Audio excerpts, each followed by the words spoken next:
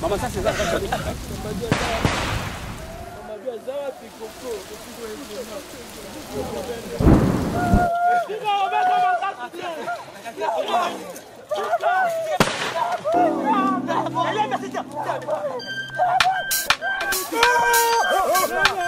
Lengo yo tokobola Ambola mboka nyaso Ele mape otuna Bakoloba Tenge ya kombato Lengo yo tokobola Ambola mboka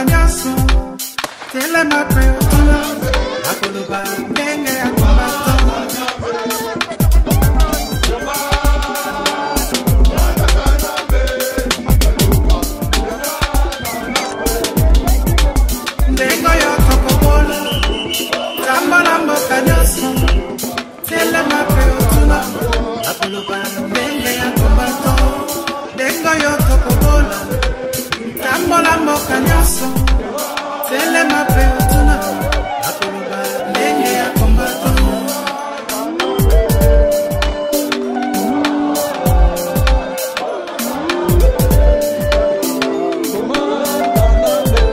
Banda sena jantotela na bomba pena matadi na koti na kisangani akasai pena katanga le kangambo ya pasa yati Angola ota na Gabon bandi mi bakombato ndengo yoto kobola lamba lambo kanyoso tele mape otuna bakoloba ndenge ya kombato ndengo yoto kobola lamba lambo kanyoso tele mape otuna bakoloba ndenge ya kombato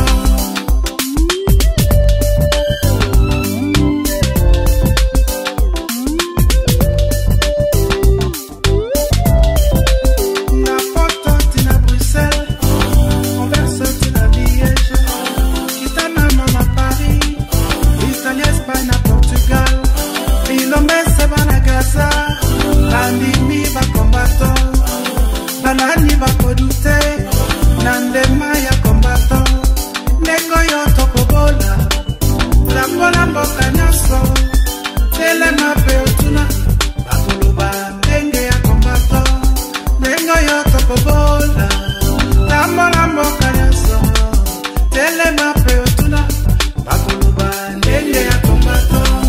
Nous saluons notre héros national Armand Tungulu. Depuis le village Bombili, El Commandante, le maréchal Nyenkongo. Germany tina Angleterre, Canada tina USA, Kitangambo ya Brazil, bandimi bakombato, Bilombese bakubana, bandimi bakombato, banani bakodute, nandema ya kombato, ndengo yoto kokola, tambola mboka nyoso.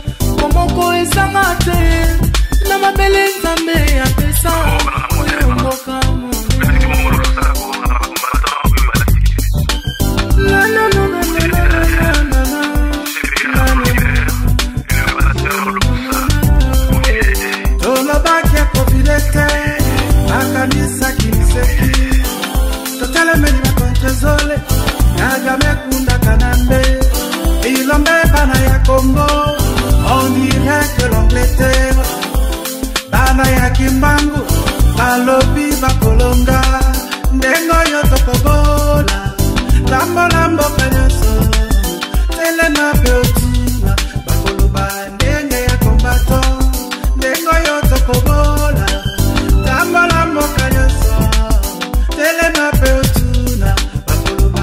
Depuis qu'il est est arrivé au pouvoir, on estime que le peuple congolais a perdu des milliards d'euros sur ses ressources naturelles, puisque Kabila a vendu des concessions minières largement en dessous du prix du marché.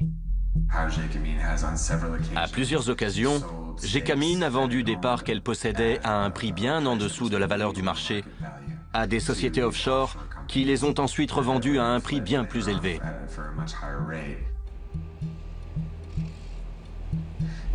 L'un des marchés les plus douteux qu'ait passé Gécamine est celui du projet SMKK sur le cuivre et le cobalt, dont 50% appartient à la société minière kazakh appelée ENRC. Les 50% restants appartiennent à Joseph Kabila. Tout d'un coup, Gécamine ne possédait plus les 50% restants. Ils ont été vendus à la société offshore Emerald Store Enterprises, basée sur les îles Vierges britanniques, pour la somme de 13 millions d'euros. Personne ne savait qui c'était ni d'où il venait. Quelques mois plus tard, ENRC a racheté la Emerald Star Enterprises, les 50% qui appartenaient autrefois à Gécamine, pour la somme de 66 millions d'euros. Ça n'a aucun sens. L'État a perdu plus de 50 millions d'euros. Il est évident que Gécamine savait que sa propriété valait bien plus de 13 millions. Alors, pourquoi est-ce qu'ils n'ont même pas bronché? L'élément commun entre tous ces marchés n'est autre qu'un seul homme, Dan Gertler, un ami du président congolais. C'est lui-même qui se revendique ami du président congolais. Les sociétés comme Glencore et ENRC font toujours appel à Dan Gertler. Tous les marchés passés avec Gertler fonctionnent de la même manière. Une société associée avec Gertler et basée sur les îles Vierges britanniques achète une concession minière à Gécamine pour environ 5% de sa valeur sur le marché. Juste après, la concession est vendue à une grosse société minière, ENRC ou Glencore, à sa véritable valeur. Cela représente une marge de bénéfice de 800%. Ces bénéfices ne reviennent pas à l'État congolais, mais uniquement aux sociétés offshore des îles Vierges britanniques. Comme les lois de ces îles protègent les sociétés, on ne peut pas savoir qui a réellement tiré profit de ces marchés. Peut-on prouver qu'il y a eu de la corruption? Non. Mais il y a une telle différence entre ce que le gouvernement déclare avoir reçu, ce que la société affirme avoir payé au gouvernement, et ce que la société a vraiment payé. On ne connaît pas les montants exacts. Ce n'est pas normal, et pourtant on voit ça depuis toujours. Le chiffre d'affaires annuel de la société ENRC basée à Londres s'élève à plus de 3 milliards d'euros. Celui de Glencore, également basé à Londres, s'élève à plus de 2 milliards d'euros. Dan Gertler fait désormais partie du classement des nouveaux milliardaires de moins de 40 ans. Combien est-ce que le Congo a véritablement perdu? Nous n'avons pas toutes les données. Mais en analysant simplement 5 marchés de ce type qui ont été passés, on estime que le Congo a perdu au moins 1,2 milliard d'euros uniquement sur ces 5 marchés-là.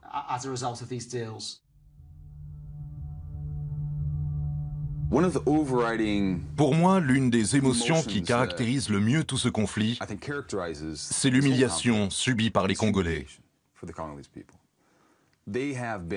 Ils ont été humiliés, bafoués par les étrangers, par leur propre gouvernement, et ils se sentent complètement impuissants.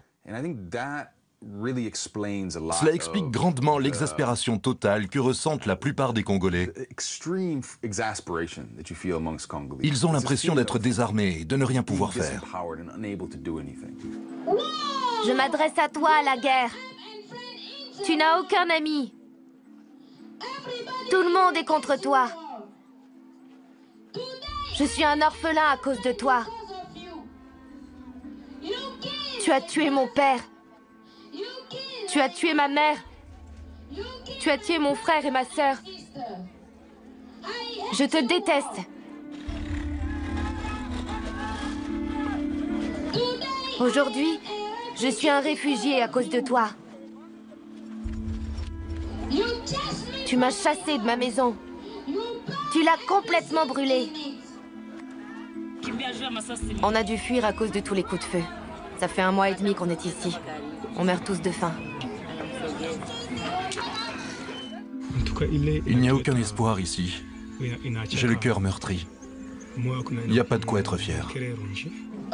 Mais tu n'as pas gagné. Toute ma famille se bat contre toi. Tout mon village se bat contre toi. Et le monde entier hurle « Non à la guerre! Non à la guerre! Non à la guerre !» Je m'appelle Samuel.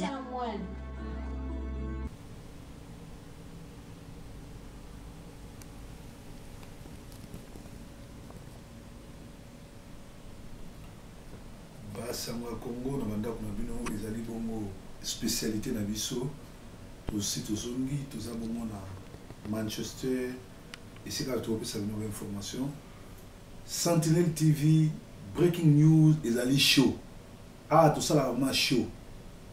Tout ça là show, c'est-à-dire topesa ba information na style na biso. Esengeli bo message na biso parce que ezali show. Alors étant Didier Forma Malata Kala nazara toujours à la pointe. Et alors ça veut dire que tout bon là bisaleli. Mais côté Mantela matotika landingo na po Yesu yemo za imokonzi ya masolo. Jésus la ta tenue unique. Alors ba te belé ba obeta mabaku. Sozo comprendre que c'est mieux au landarate. Sozo landa kota na kata vision au sepa.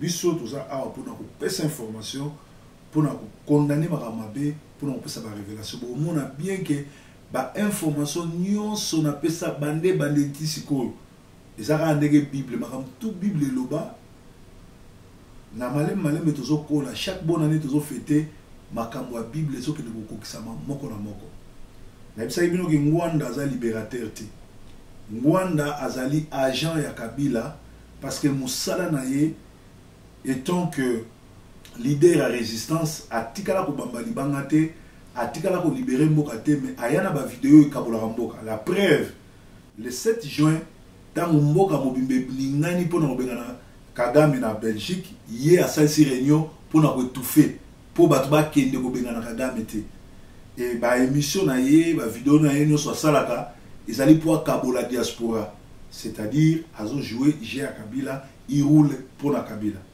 ba journaliste il y a ba site il y a internet tout et tout basé belé boye babango na ba déclaration na bango boye babango na ba positionnement na bango ba misusu bazali ko sa ba vidéo na ba chemise à salité ba komola ta ba complet ba komola la propre tout simplement pour bazui mbongo ya Siriano donc to yebi bango po boye babango bango nyonso balandanaki na Genève et sikoyo to éviter ceux qui ba mayele tout ceux qui peut ba mayele mukuse ba kende ke lokwa ba fanatique pour ba sala nani ba pesa nani Kabila qui ça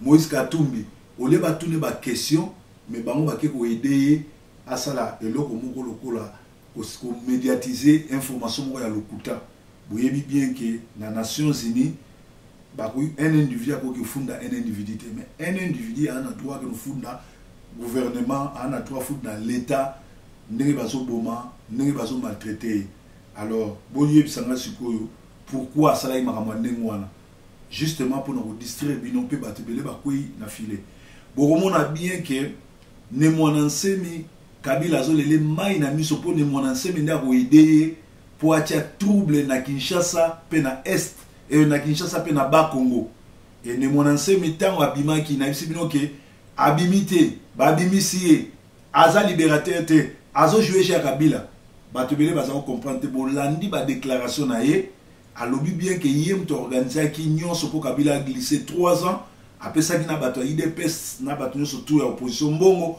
po a glisser likamwani za solo ba misusu bazo taxenga na za fanatique ya Tshisekedi fanatique ya Félix fanatique ya IDPS opposition et ça n'est pas analyse ezani un analyste azali fanatique te soki opposition esali malamu na kumisi bango soki basali mabe na dénoncer bango naza fanatique na bango te na li membre na bango te na li sympathisant na bango te nazo pesa ba information soki na lobi que Félix Tshisekedi aboyi kokoma premier ministre bien que baliaki mbongo po ba glisser na Kabila na kosite na bima solo et puis na lobaki on peut bien na bi IDPS baza sous na droit ya kokende ko dialoguer na Kabila te dialogue nous surtout ba nous prendre sous na Kabila ezali trahison peuple a s'en charger na bango parce que bazali ba faux opposant so bazali ba faux opposant mais Kabila c'est accueilli pour Kabila mandé ceci là Kabila ba toza na 600 pages ya oni ezo funda ba crime à Kabila et c'est là que opposition et le baké Kabila a démissionné parce que aza congolais parce que a infiltré l'armée rwandaise na Congo, parce que a infiltré les mercenaires na Congo, au bazo boma par-ci par-là. Chaque boutou ba boma na Congo, chaque boutou bazo kanga ba jeune, chaque boutou bazo nyokola batu bazo boma ba maman ba tata. Et ça m'a nazo dénoncer na éviter pourquoi beaucoup taxer ngai na fanatique ya IDPS, na fanatique ya IDPS te, nazo sala musala na nga ya kopesa information. Net na ngongo communauté internationale ONU bal sengi sikoyo lokola Kabila satisfaire bangote bazo kende sikoyo na banquette internationale. Alors na banquette internationale c'est là où les Romains s'empoignèrent parce que bosenel boyeba que Kadhafi a kende ki ba boma ki pour aboya ki banqueter ya ONU ba ko enquêter. Laurent Désiré Kabila, le père adoptif ya le Rwandais Hippolyte Kabila babomaye na complicité ya bangolais tout simplement pour aboya ki ONU a enquêté, c'est-à-dire nangonga oyo ONU azo kita pona ko enquêter Kabila kolinga mote Kabila koboya akotia trouble et puis azo compter déjà na ni monanse mi o azo sa ba déclaration ya koloba que les 7 akobima na balabala pona kozwa indépendant pona kokende ko libérer mboka tout et tout ezali ba je na bango yoka bien le monanse balobi atomboki po noko na ya kufaki baboyi kopesa ye mbongo. Voilà pourquoi à tomboki, c'est-à-dire azana motif moko ya ko libérer mboka te, azana pensée même à ko libérer mboka te pour naye il s'est fait rouler ndenge moko lelo oyo ba IDPS ba fait rouler bango qui ça bato IDPS ba fait rouler bango Michael Jackson olenganko ba fait rouler Mubaki ba rouler épée parce que Kabila a maïle te mais azo travailler na bato ba maïle bato Mobutu ba oba kimisa Mobutu ba oba bomisa Mobutu ba kanisi ba ko répéter histoire ndenge ba bomisa ikaka Mobutu bango bazomi na pouvoir ndenge pe bazomi na osana Kabila. Mais cette fois-ci Congolais asa éveillé, Congolais asa éveillé tolanda makama ne monanse malobi et puis nazo melabino na masolo tolanda ne monanse. Vous savez, pour Hippolyte Kanambe, vous pouvez tout faire si vous les inscrivez pas dans la logique de Paul Kagame, de la recolonisation rwandaise du Congo, tout ne compte pas. Donc, quand vous faites des élections, il y a environ 3000 Tutsis qui résonnent à la place d'Hippolyte Kanambe. Quand il y a quelque chose, c'est 3000 Tutsis dont visé Makara, réfléchissez, disait Kabila. Faites ceci. Alors lui, aussi longtemps que vous pouvez le faire du bien, mais si vous n'allez pas dans le sens de la recolonisation rwandaise du Congo, ça ne compte pas. Mais moi, je suis Congolais. Je suis Congolais. Et c'est que un Congolais pur sang, Mukongo, Mungala, Muluba, Moussouaïle, pur sang, pur Congolais, peut accepter d'avoir un président rwandais. Non et non. Mais c'est ce qui s'est passé. C'est ce qui se passe chez nous.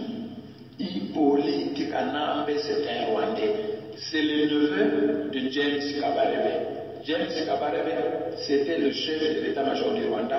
Pour le moment, il est simplement ministre de la Défense. James Kabarebe a autrefois déclaré que Kabila est Rwandais, que c'était son neveu. Donc, mais Kabila était rancunier parce que je l'ai appelé Hippolyte Kanambe. Mais mes chers frères, un Rwandais appelé M. Kanambe, Adrien, mais au monde avec sa femme rwandaise un enfant. Il demande à sa femme, quel nom nous allons donner à cet enfant? Ils disent Hippolyte Kanambe. Quand le papa biologique d'Hippolyte Kanambe appelle son fils Hippolyte Kanambe, ce n'est pas une injure publique. Mais si les moines l'appellent Hippolyte Kanambe, ça devient une injure publique. Allez-y comprendre. Donc, on m'a obligé d'agir dans une direction douloureuse que j'aurais pu éviter. Mais il n'y aura plus de solution dans notre pays si on ne chasse pas Hippolyte Kanambe. il n'y aura jamais de solution dans notre pays. C'est pourquoi j'ai décidé, en tant que leader responsable, que le 7 août prochain, le peuple congolais va se soulever. Le peuple congolais va se soulever. Il va se soulever pour chasser Hippolyte Kanambe, le Rwanda au Rwandais, le Congo au Congolais. C'est tout. Le 7 août prochain, les Congolais au pays vont se soulever. Les Congolais de la diaspora vont se soulever. Ils vont aller à l'ambassade de Belgique et réclamer à la Belgique de venir retirer son président rwandais qui nous a imposé. Parce que c'est lui, Michel, qui a décidé ça. Voilà donc, le rendez-vous est pris pour le 7 août où nous allons nous lever pour chasser Hippolyte Kanambe d'un point. Donc, on l'a dit bien, Nemonansemi Alobi, le 7 août 2017, à la révolution. Bien aimé, Kabila a salaki faux Nemonansema, faux nini, kamwina sampu, pour aboma na Katanga, pe na Kananga. A profitaki na mwana mboka moka tomboka ki po aboma. Ne mwana nsemi azopesa Kabila passa nord po aboma na Kinshasa pe na ba Congo parce que ne mwana nsemi alakaki bino mbale beleke ako attaquer ako frapper. Mais na place a frapper yende ba frappaki akendeki boloko. Mais tala siko ya bimi aye siko yo na geste na ye na lokuta na ye alobi ako attaquer Kanambe le 7 août. Nzoka ezanango plan oyo bayokanaki Kabila zolele mai na miso abanda attaque wana pour permettre Kabila na koboma bato na Kinshasa pe na ba Congo. Tango biso tolobaka bomona ke biso toza bato ya ba jaloux, toza bato ya ndenge nini Bible zo ba rempli par la puissance du Saint-Esprit, les gens ont parlé de la part de Dieu. Donc normalement na ngongo biso tout ba Congolais to luka place ne monanse mais ali to bomaye parce que soka kufi ba Congolais ba biki soka za na bomo ako déclencher faux rébellion ou eko permettre Kabila aboma kaka na ba Congo te aboma pe na Kinshasa na banzi boyoki ngai Yesu azankolo et salamate. J'ai l'impression que le président Kabila croit qu'avec l'élection de M. Trump qui va échapper et que l'Amérique va oublier le Congo. Mais il a tort de penser comme ça.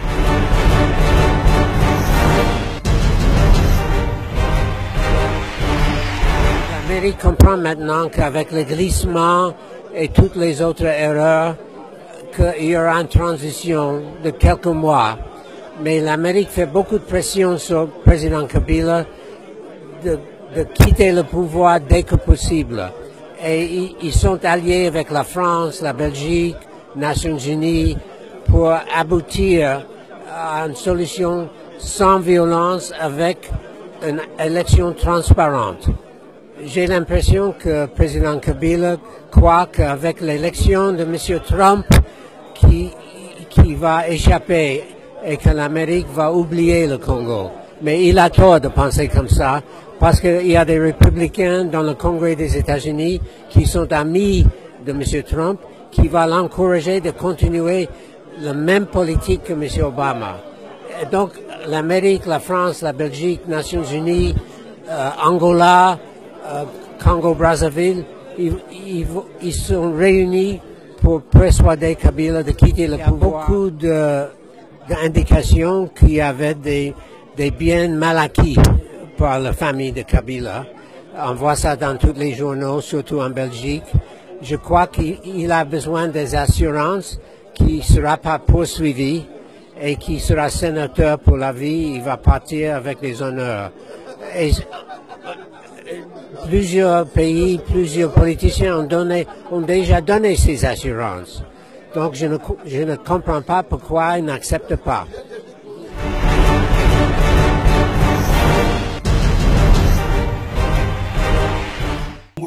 Breaking news, la spécialité, il y a Proverbe 30, le messager de la bonne nouvelle. Et Panabino, bon, Moïse Katumbi, Azali, système, Oyo, et Yibi, et Bomi, et détruit, et Tekina Jekamine, na Kabila.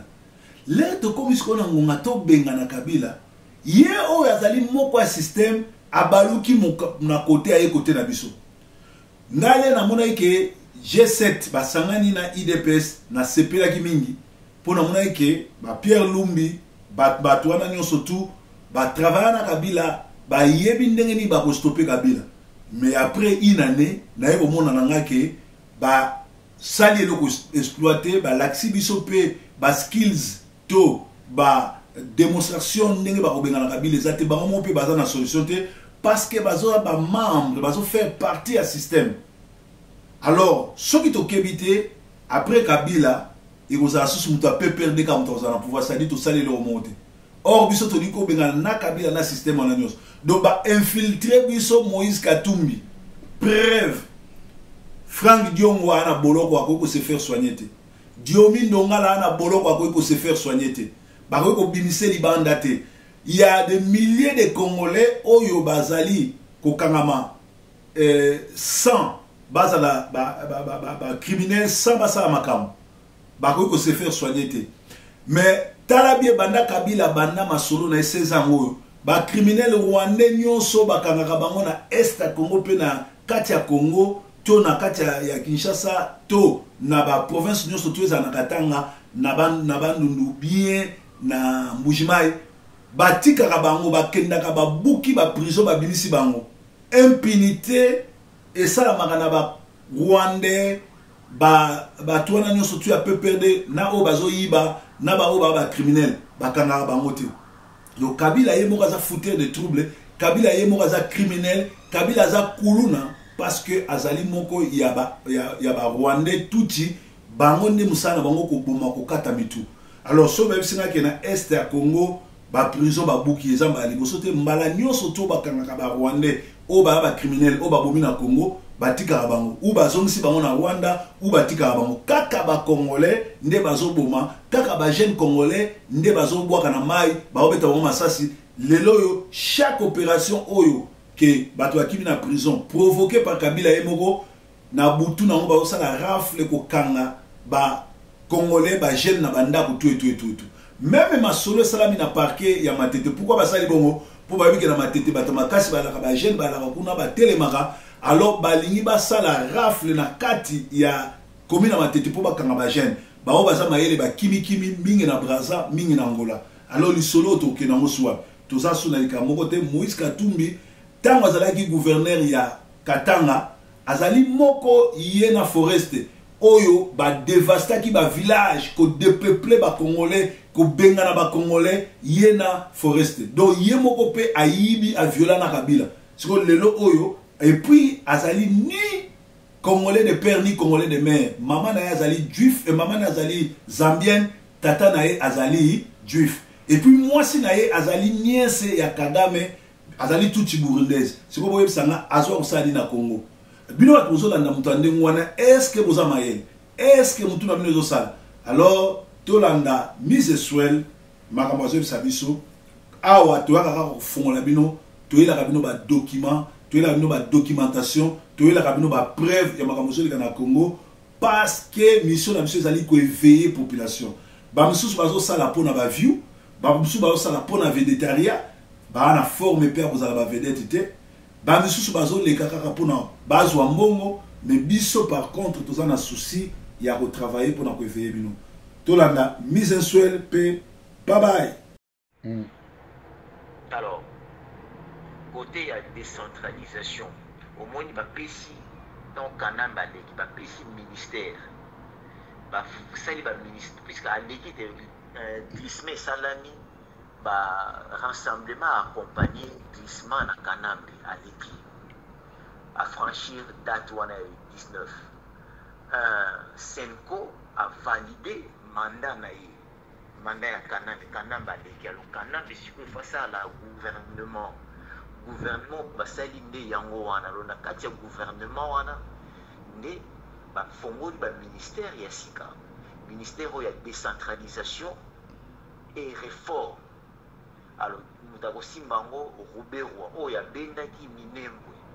Alors ntango balobi décentralisation elingi koloba donc kopesa autonomie, donc elingi koloba wana kobalkanize mboka ndenge déjà bakata ba province à 26 provinces bakopesa yango autonomie. Ntango bapesi autonomie nde sikoyo ya kobakisa réforme aza na deux nini, décentralisation na réforme. Alors na réforme wana nde yango ekozala réforme ndenge balobaka ezali na réforme ya armée, réforme ekozala mpe ya économie et réforme mpe ekozala constitutionnelle ya bainstitution. Mais ye sikoyo akosala réforme constitutionnelle. Ntango olobi constitutionnelle donc elingi oloba constitution bakoya kobalola mpo babalola yango fo batinda bato na référendum.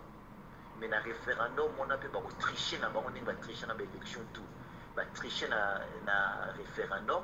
Alors yango sikoyo yango ekomema Kanambe aleka lisusu te na baélection na ye ekozala na kati ya parlement oyo esika badekone ya batuti barwandais baoccupant bazali na bato misusu ya bato babikisaki ye o balekisaki ye akofuta bango mpe mbongo epuis bazala kovote ye na kati ya parlement mpo akoki kokende lisusu te na babiloko ya baélection.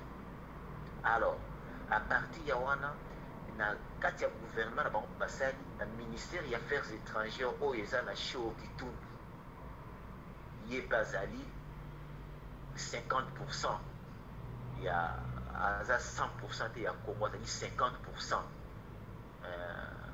Mutetela dans un Mutetela côté moko et puis côté mosusu aza Mutetela te tata na ye aza Mutetela mais côté mosusu ya mama na ye aza puisque bamama ni ndeko Cheo Kitundu bazali bamétis baleki nde tozalaka na bango na Suisse ozwi Rose ozwi Pierre na baleki oyo mosusu na Lausanne baza bamétis.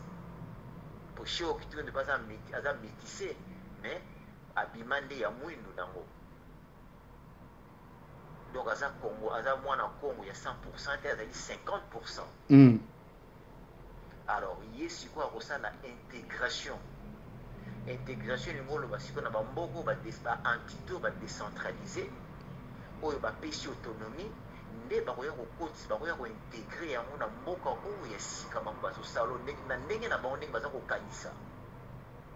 Donc wana eza schéma na bango ndenge bazokanisa ndenge ya kosala nde biloko bango nde eza yango wana nde bazolinga kosala. Et bon Soriano dans tout ça. Soriano azali équipe Soriano ezali Soriano azali moto moko aza na omoni joueur aza pièce ya rechange donc tozobeta babal ezalaka soki oza 9 ozobeta na 9 ozobeta na pointe mais eza na moto mosusu mpe akoki koremplace yo oyo batiaka na réserve. Donc ye azali pièce de rechange ya réserve bazotala ndenge situation eza kokende donc akokota na tout moment soki ozwi babiloko oyo ezoleka bazoloba badokolo mwana dokolo ozwi alias Kamitat Olivier ozwi Soriano bango eza équipe na bango eza yango bango baza équipe moko bato wana. Siko accusation akendaki kosala fausse accusation médiatisée akendaki kosala na Genève yo moto oyeba mwa masolo yo moto oyela biso ye yebisanga nanu eza mpona nini asali bongo? Non, Soriano aki kosala d'abord mpona loba boye Nations Unies oyo eza na Genève ou Nations Unies kaka eza place badeposaka plainte te badeposaka yango na bacours et tribunaux oyo baza compétent na matière wana badeposaka nini te plainte na Nations Unies te. Donc Nations Unies ezali ndenge tolobaki awa tobetaka nini tobetaka video ngana Gino Will oyo nasplikaka pétition eza nini.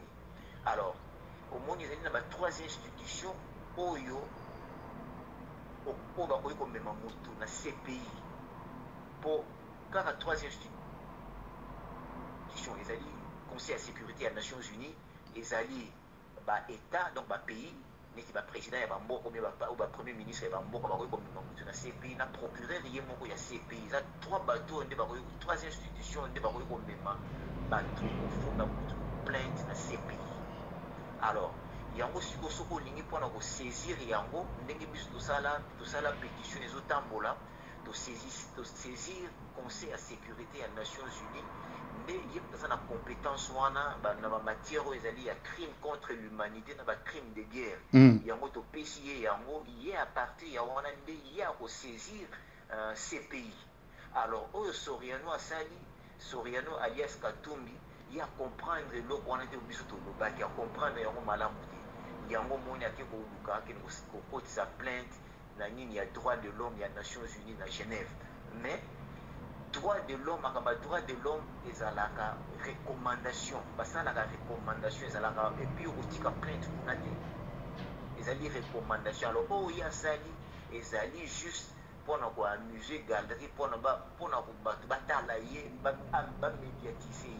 Mais Soriano, d'abord, Azali, la légitimité, mon côté, à déposer soit tout ni moko na Nations Unies. Puisque Azali nation te Azali mwana ya Congo te Azali Zambien maman na ya Azali Zambien tata na ya Azali juif ye moko alo asala la déclaration wana ye moko aloba yango.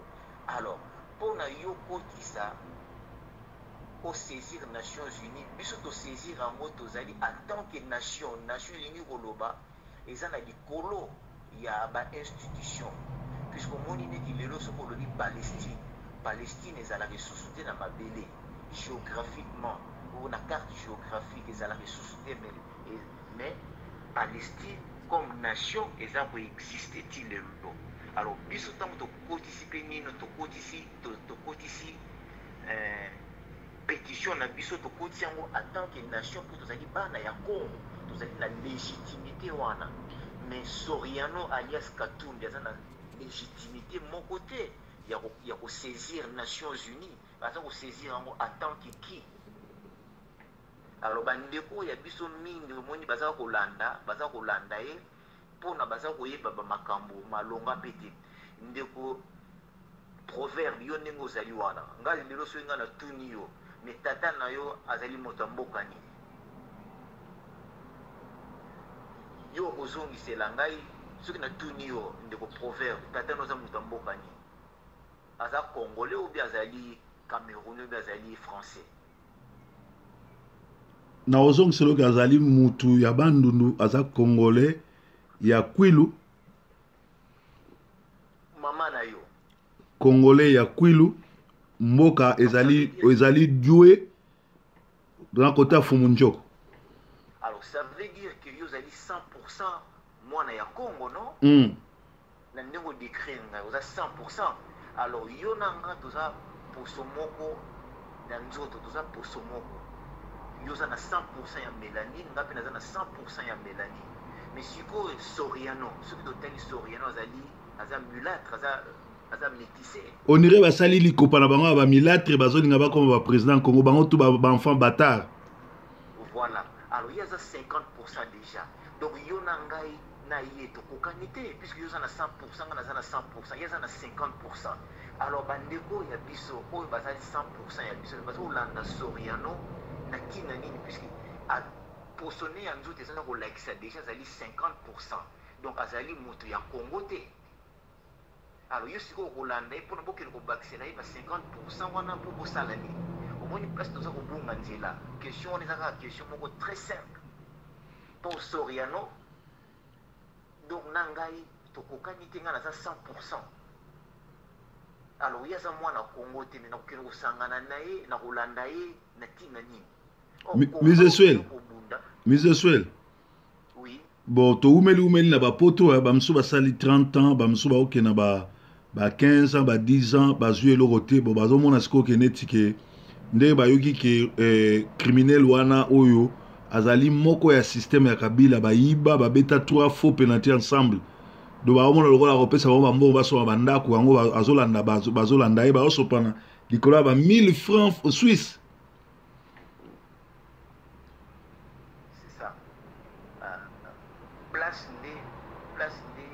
esika ya koloba omoni bandeko wana conscience na bango ezosala te et puis baza na conviction te na baproblème na situation oyo ya mboka ya Congo baza na conviction te baza mpe na conscience ezali te mpo makambo ya Congo ezoza na conscience na conviction mais oyo bandeko na biso wana bazangi yango donc na mpe profondeur ya makambo ya Congo bayebi yango mpe malamu te voilà donc de lors on est na koyo koloba yango wana ndeko proverbe siko okopesa ngai link ya mpona bandeko baolanda biso mpona link wana pétition peut expliquer biso pourquoi faut tosala signer pétition wana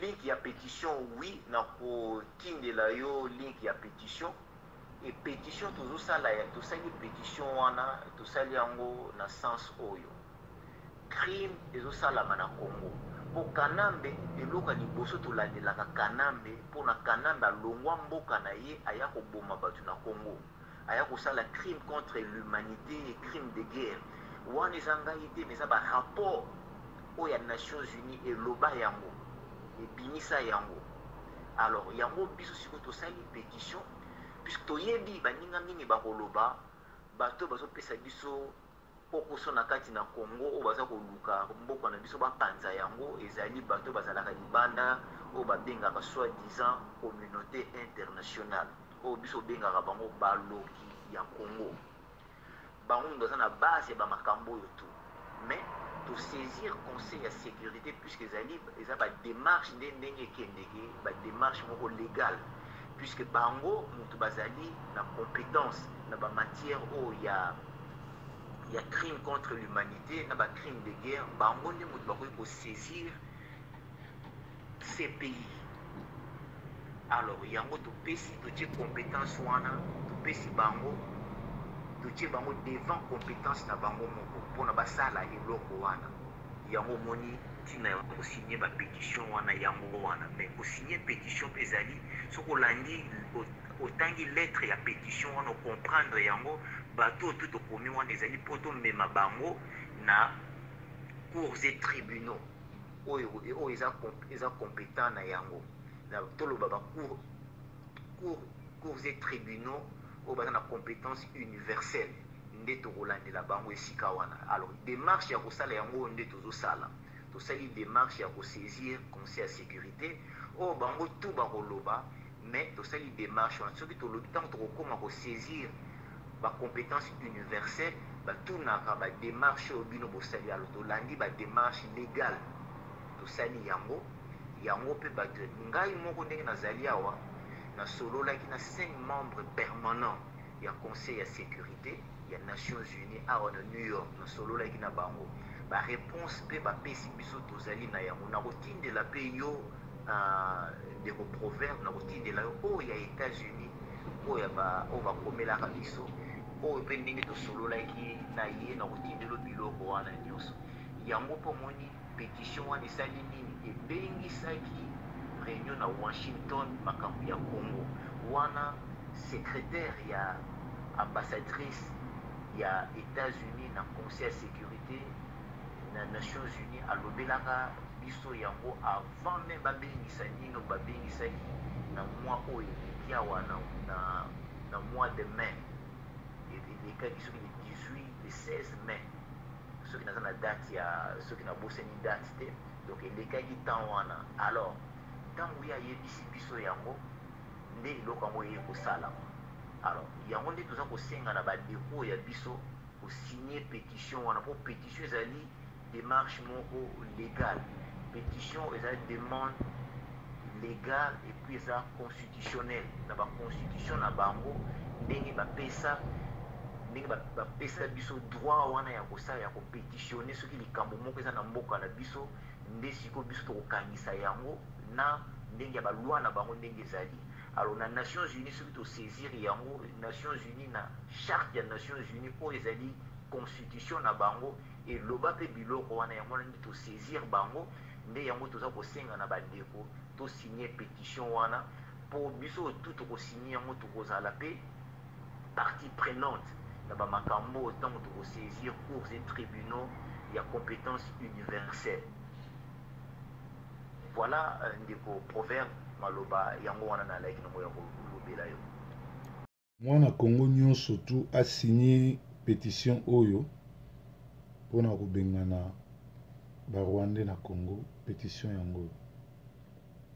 Donc koti o signé pétition oyo www.change.org.p/ au Conseil de sécurité des Nations Unies. Pétition yango.